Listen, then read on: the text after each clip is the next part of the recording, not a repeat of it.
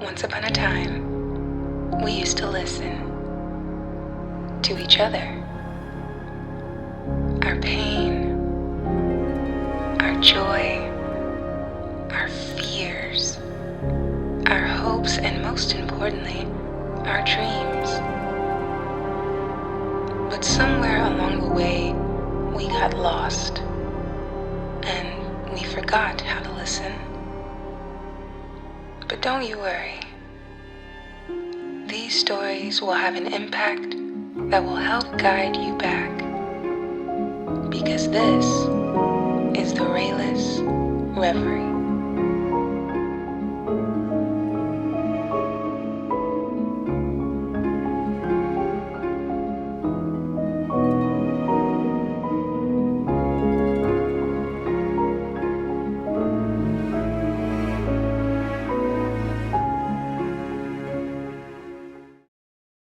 Bet you 50. Oh, make it worthwhile. 200. You're on. Let Jack hold the stakes. Suits me. $400 was placed in the hands of Jack Strong by the disputatious Sports, and he carefully put it away with the lone $5 bill of which he was possessed. Jack, although sportily inclined, lacked the cash to be a sport himself, but he was known to the two who thus disagreed, and they trusted him.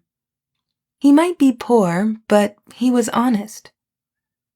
Nor was this confidence misplaced, at least so far as his honesty was concerned, although there might be question as to his judgment and discretion. For instance, carrying that much money, it was a foolish thing to let an affable stranger scrape a bathroom acquaintance with him. When he stepped in at Pete's, on his way to his little mortgaged home, he realized that later. He was not drunk. Positively, he was not drunk. For he recalled everything distinctly, but he did fraternize briefly with the jovial stranger. And in seeking his lone $5 bill, that he might return the joyous stranger's hospitality, he did display the $400 roll. It was all very clear to him the next morning, when he found nothing in his pockets but the change from the $5 bill. Naturally, he hastened to Pete's to learn what he could of the amiable stranger, which was nothing. Then he sought his sporty friends and made a full confession.